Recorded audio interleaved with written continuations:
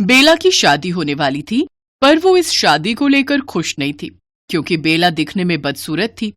उसके चेहरे पर कुछ निशान थे जो उसे बदसूरत बनाते थे। शादी के समय में मेकअप से बेला ने उन निशानों को ढक तो दिया, पर शादी के बाद किसी के सामने ये सच्चाई ना आ जाए कि बेला सुंदर नहीं है, इसके लिए बेला बहुत चिंता में थी। एक दिन बेला बाजार से कुछ सामान लेकर आ रही थी, तभी उसे सड़क पर एक बूढ़ी औरत बेहोशी की हालत में मिली। बेला के पास पीने का पानी था। उसने पानी के कुछ छींटे उस बूढ़ी औरत के मुंह पर छिड़के, जिससे बूढ़ी औरत होश में आ गई। बेला ने बूढ़ी औरत को थोड़ा पानी पिलाया। ये लो दादी माँ, थोड़ा पानी पी लो। शुक्रिया बेटी। दादी माँ, आपका घर कहाँ है? चलो मैं आपको आपके घर तक छोड़ देती हूँ। बेला बूढ़ी औरत को उसके घर तक छोड़ देती है। बस वही सामने ही मेरा घर है। वैसे तुम्हारा नाम बहुत सुंदर है बेला। दादी माँ, बस नाम ही तो सुंदर है, मैं तो सुंदर नहीं हूँ। अरे तुम निराश क्यों हो गई? तुम्हारा मन इतना सुंदर है, और जिसका मन सुंदर होता है वह तो सबसे सुंदर होता है। पर दादी माँ, आजकल मन की सुंदरता कोई नहीं देखता, सब बाहरी सुंदरता देखते हैं। कुछ दिनों बाद मेरी शादी होने वाली है, पर मैं बहुत बदसूरत हूँ। मुझे तो डर है कहीं मेरी शादी न टूट जाए। मेरी सच्चाई मेरे ससुराल वालों को पता चल गई कि मैं बदसूरत हूँ, तो कहीं उन्होंने मुझे अस्वीकार कर दिया तो मैं क्या करूंगी? मेरे माता पिता बहुत दुखी हो जाएंगे। बेला रोने लगती है। तभी वो बूढ़ी औरत बेला को एक आईना देती है। आईने में बीच में एक दरार थी और वो बहुत पुराना और बदसूरत आईना था। बेला, एक बार इस आईने में अपने आप को देखो। पर ये आईना तो बहुत बदसूरत है दादी माँ, इसमें तो मेरा चेहरा साफ दिखाई भी नहीं देगा। बेटी, शायद मुझे तुम्हें अपनी सच्चाई बतानी ही होगी। मैं एक जादूगरनी हूँ। बहुत सालों पहले मैंने अपने पति के साथ मिलकर एक बहुत बड़े जादूगर से जादुई विद्याओं का ज्ञान लिया था। पर कुछ सालों पहले मेरे पति के देहांत के बाद मैंने जादू करना छोड़ दिया, और तब से यही अपना गुजर बसर कर रही हूँ। ये जादुई आईना मेरे पति की निशानी है। उन्होंने अपनी जादुई विद्याओं से इस आईने को जादुई बना दिया था। इस आईने में व्यक्ति की सच्चाई के अनुरूप ही उसका रूप हो जाता है। जैसा जिसका मन होगा वैसा ही रूप ये आईना बना देगा। मुझे पूरा यकीन है कि तुम इस आईने में देखोगी तो तुम बहुत खूबसूरत हो जाओगी। बूढ़ी औरत के कहने पर बेला उस बदसूरत आईने में देखती है तो वह दंग रह जाती है। सचमुच उस बदसूरत आईने में देखकर बेला बहुत खूबसूरत हो गई थी। दादी माँ, मैं कितनी सुंदर हो गई। बहुत बहुत शुक्रिया दादी माँ, मैं कितनी खूबसूरत लग रही हूँ। बेटी, इस आईने ने तो तुम्हारी सच्ची सुंदरता को ही दिखाया है। जैसी तुम हो वैसा ही तुम्हारा रूप बनाया है। अब से इस आईने को अपने साथ रखना। रोजाना इस आईने में देखना। तुम हमेशा अपने स्वभाव की तरह ही खूबसूरत लगोगी। बेला उस बूढ़ी जादूगरनी को धन्यवाद कहकर वो आईना लेकर घर आ जाती है और खुशी खुशी शादी के बाद अपने ससुराल विदा होती है। शादी के बाद बेला उस बदसूरत आईने में अपने आप को देखा करती थी। एक दिन उसकी जेठानी ने बेला को उस आईने में अपना रूप देखकर तैयार होते हुए देखा। अरे बेला, तुम्हारा आईना तो बहुत बदसूरत है। तुम इसमें अपने आप को देखकर कैसे तैयार हो जाती हो? मैं तुम्हें नया आईना ला देती हूँ। मैं अभी माँ जी को बोलती हूँ कि तुम्हारे लिए नया आईना लाएं। नहीं नहीं भाभी, वो ये आईना ना मुझे किसी ने उपहार में दिया था। ये किसी की निशानी है, इसलिए मुझे ये बहुत पसंद है। और आप तो जानती ही हो कि किसी का दिया हुआ उपहार हमें कितना प्रिय होता है। इसलिए मैं इस आईने को हमेशा अपने पास ही रखती हूँ। जब जरूरत होगी तब मैं नया ले लूंगी। अच्छा चलो ठीक है, जैसी तुम्हारी मर्जी। पर बेला की जेठानी कहाँ मानने वाली थी। उसने बदसूरत आईने की बात अपनी सास को बता दी। नहीं नहीं, ऐसे थोड़ी होता है। नई नई बहू है बेला, उसे तो बढ़िया खूबसूरत आईने में अपना खूबसूरत रूप देखना चाहिए। एक काम करो, तुम उसके कमरे से वो बदसूरत आईना उठा कर ले आओ, और वो जो हमने उसे दहेज में दिया था, बोलना उस आईने में अपना रूप देखा करे। बताओ जरा, इतना बेकार आईना अपने पास संभाल कर रखे बैठी है। बेला नहाने गई हुई थी। पीछे से उसकी जेठानी वो आईना उठा लाई और तभी उसने उस आईने में जैसे ही देखा वो एकदम से बदसूरत हो गई। ये देखो माँ जी, ये है वो बदसूरत आईना। अरे तेरे चेहरे को क्या हुआ? तू इतनी बदसूरत कैसे हो गई बहू? माँ जी, मैं और बदसूरत? जरा देखूं तो। ये क्या हो गया? मेरे रंग रूप को ये क्या हो गया? मैं इतनी बदसूरत कैसे हो गई माँ जी? जरूर इस आईने में देखकर ही मैं बदसूरत हुई हूँ। कहीं ये जादुई तंत्र मंत्र वाला आईना तो नहीं? तभी बेला के जेठ और पति कमरे में आ जाते हैं। सुषमा, ये तुम्हें क्या हो गया? तुम इतनी बदसूरत कैसे हो गई? ये सब देवर जी की पत्नी के कारण हुआ है, उसी बेला के कारण। ये देखो, उसका ये बदसूरत आईना देखकर ही मैं बदसूरत हुई हूँ। भाभी, ये कैसी बातें कर रही हो? दिखाओ जरा, मैं इस आईने में देखता हूं। ये देखो, मुझे तो कुछ नहीं हुआ। भैया आप देखो। हाँ सुषमा, हमें तो कुछ नहीं हुआ।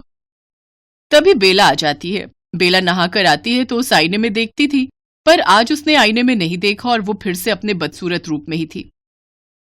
माँ जी, सच एक ना एक दिन सामने जरूर आ ही जाता है। ये बात मैं भूल गई थी। गलती मेरी ही है। मैं अपनी बदसूरती को छुपाने के लिए इस आईने की सहायता ले रही थी। ये सब मेरे कारण हुआ है। भाभी, मुझे माफ कर दो। मैं आपको सब सच बताती हूँ। बेला सबको सच बताती है। बहू, इसमें तुम्हारी कोई गलती नहीं है। देखा जाए तो ये आईना हमें संदेश ही दे रहा है कि हमें मन की सुंदरता देखनी चाहिए, तन की नहीं। तुम्हारा मन बहुत सुंदर है, इसीलिए तुमने इस बदसूरत आईने में देखा तो तुम बहुत सुंदर हो गई। पर कहीं ना कहीं सुषमा के मन में ईर्ष्या की भावना थी, इसलिए वो बदसूरत हो गई। सुषमा, इन सब बातों से कुछ सीख लो। तुम्हारी बातों में मैं भी आ गई थी और मैंने भी गलत किया जो बहू से बिना पूछे उसकी चीज को हाथ लगाया। मुझसे गलती हो गई बेला, मुझे माफ कर दो। मैंने जो भी किया गलत किया। जैसे ही बेला की जेठानी को अपनी गलती का एहसास होता है, वो आईना वहां से गायब हो जाता है और बेला की जेठानी सुषमा फिर से अपने रूप में आ जाती है। उसकी बदसूरती गायब हो जाती है और बेला वैसे ही रूप में रही जैसी वो असलियत में थी। बेला, मुझे तुम ऐसे ही बहुत सुंदर लगती हो। मुझे दिखावे की सुंदरता नहीं चाहिए। मुझे अपनी बेला ऐसे ही पसंद है। बिल्कुल, हमारी बेला बहुत सुंदर है, लाखों में एक। बेला की खुशी का ठिकाना नहीं था। अब उसे दुनिया से अपने सच को नहीं छुपाना पड़ा और उस दिन के बाद वो उसी रूप में रही जैसा रूप उसे मिला था। पर उसमें भी वो बहुत खुश थी क्योंकि उसे अपनों का प्यार मिल गया था।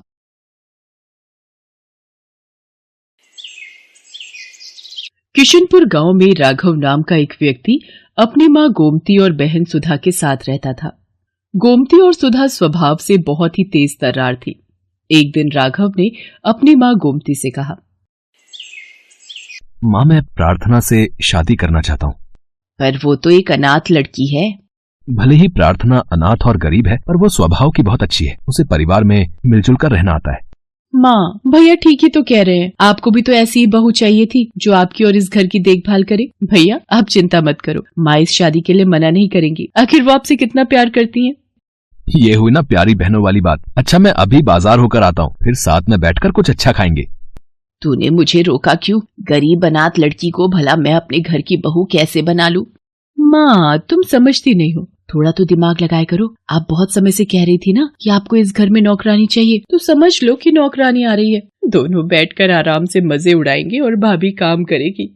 मेरी बेटी कितनी समझदार हो गई है। आखिर गई तो तू मुझ पर ही है ना। चल ठीक है, आने दे इस नौकरानी को घर में। अच्छे से काम ना निकाला तो मेरा भी नाम गोमती नहीं। राघव प्रार्थना से शादी कर लेता है। प्रार्थना बहुत ही सुंदर थी और स्वभाव की बहुत ही अच्छी। न जाने कितने अरमान लेकर प्रार्थना शादी करके ससुराल आई थी, पर उसे नहीं पता था कि उसकी सास और ननद उसके साथ नौकरानियों जैसा व्यवहार करेंगी। क्या हुआ माँ, खाना लाने में इतनी देर कैसे लगा रही हो? मुझे काम पर जाना है, देर हो रही है। मैंने प्रार्थना बहू को मना किया था कि तू अभी रहने दे, अभी तुझे रसोई के बारे में कुछ भी नहीं पता, पर उसने भी जिद कर ली थी। मैं देख कर आती हूँ कि वो क्या कर रही है। माँ जी, मैं बस खाना ला ही रही थी। आपने कटहल की सब्जी बोली थी ना, तो उसे साफ करने में समय लग गया। लाओ, मुझे दे दो, मैं राघव को दे देती हूँ। तुम थोड़ी देर कमरे में जाकर आराम कर लो। क्या हुआ माँ, खाना तुमने बनाया है? हाँ, वो कटहल की सब्जी तुझे पसंद है ना, पर वो प्रार्थना बहू को बनानी नहीं आती, इसलिए मैंने ही बना दी। चल बैठकर खा ले।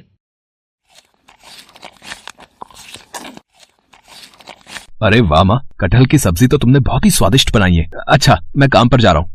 राघव काम पर चला जाता है। गोमती और सुधा इसी तरह प्रार्थना से नजरें बचाकर राघव से झूठ बोलती थी। गोमती और सुधा को तो बस इसी मौके का इंतजार था। वो दोनों सीधे प्रार्थना के कमरे में जाती हैं। ओ महारानी, बहुत हुआ आराम, चल अब काम पर लग जा। पर माँ जी, मैंने तो रसोई का सारा काम समेट लिया, अभी तो कोई काम ही नहीं बचा है। देखा माँ, इसकी तो जुबान भी निकल आई है। जैसा मैंने कहा है वैसा करो चुपचाप। कपड़ों का ढेर लगा हुआ है, पहले वो धो लो और उसके बाद रसोई में बर्तन पड़े हैं, वो भी करने हैं। चलो माँ, कर लेगी अपने आप, नहीं करेगी तो करवाना हमें आता है। बेचारी प्रार्थना सारा दिन घर के काम करती रही। गोमती और सुधा इसी तरह प्रार्थना पर अत्याचार करती रहती थी, पर बेचारी प्रार्थना किसी से भी कुछ नहीं कहती थी।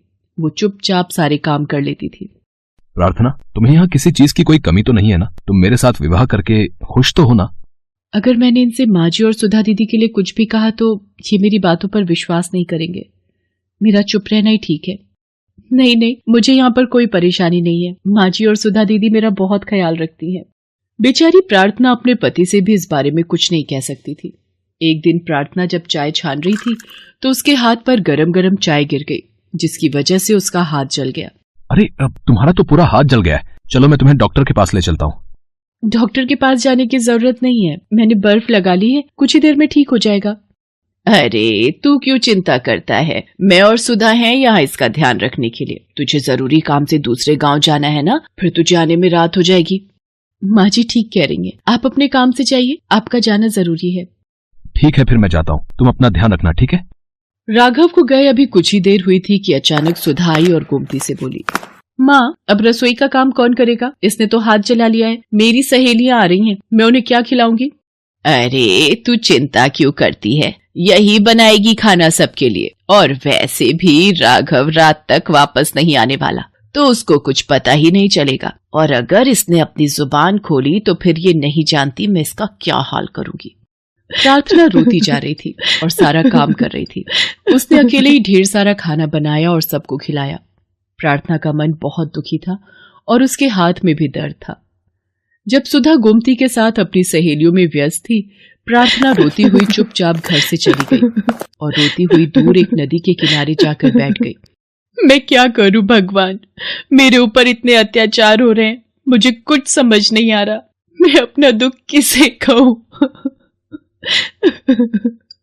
प्रार्थना फूट फूट कर रो ही रही थी कि तभी नदी में से एक देवी प्रकट होती है। तुम रो मत बेटी, तुम अपना दुख मुझे कह सकती हो। आप कौन है?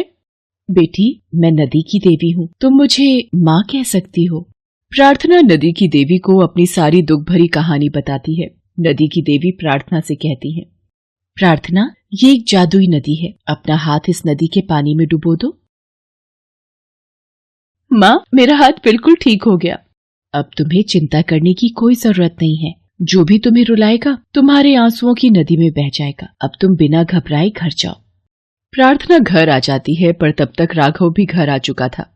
देखा राघव बेटा, सारा घर का काम छोड़कर ये घूमने चली गई। मैंने और सुधा ने मिलकर ही सुधा की सहेलियों के लिए सारा खाना बनाया। अरे हमने तो इससे इतना कहा था कि तेरा हाथ जला हुआ है तो तू आराम कर ले। हमने इससे काम करने के लिए थोड़ी कहा था जो ये चुपचाप हमें बिना बताए चली गई। ये सब क्या देख रहा हूँ प्रार्थना, तुम्हें माँ और सुधा से क्या परेशानी है? भैया, ये तो हम दोनों से ही जलती हैं। जिस दिन से ये आपके साथ शादी करके आई है, ये हमें एक आंख पसंद नहीं करती। नहीं नहीं, ऐसी कोई बात नहीं है। मैं तो सारा खाना बना कर ही गई थी। मेरा मन उदास था, इसीलिए कुछ देर के लिए चली गई थी। अगर तू सारा खाना बना कर गई थी तो हम दोनों माँ बेटी क्या झूठ बोल रहे हैं? राघव, अगर तुझे इस पर विश्वास है तो एक काम कर, हम दोनों माँ बेटी यहाँ से हमेशा के लिए चले जाते हैं। अब तो भाभी तुम्हारी कलेजे में ठंडक पड़ गई होगी। हम दोनों माँ बेटी को घर से बेघर क्यों कर रही हो? तुम्हें तो शर्म आनी चाहिए, हमारे ऊपर झूठा इल्जाम लगाती हो। मैं सच कह रही हूँ, ये लोग मेरे से बहुत काम करवाती थी और आज भी मैंने ही खाना बनाया है। प्रार्थना रोते रोते राघव को अब तक की सारी बात बताती है, पर अचानक प्रार्थना की आंखों से गिरे आंसू एक नदी का रूप ले लेते हैं और गोमती और सुधा उस नदी में डूबने लगती हैं। नदी के ऊपर गोमती और सुधा के द्वारा किए गए अब तक के सारे अत्याचारों का चित्रण आ जाता है, जिसे देखकर राघव गुस्से में आ जाता है।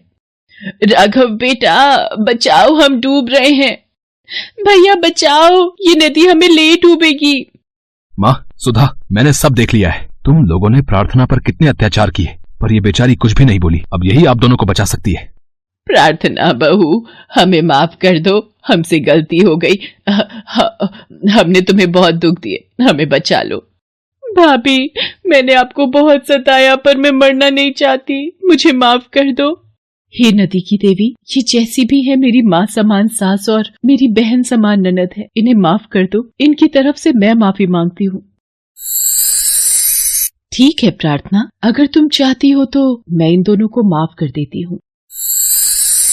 तुम सदैव अपने परिवार के साथ खुशी से जीवन यापन करो, मेरा आशीर्वाद तुम्हारे साथ है। गोमती और सुधा को एहसास हो गया कि हमें कभी भी किसी के साथ बुरा व्यवहार नहीं करना चाहिए, नहीं तो बुराई हम पर पलट कर आती है।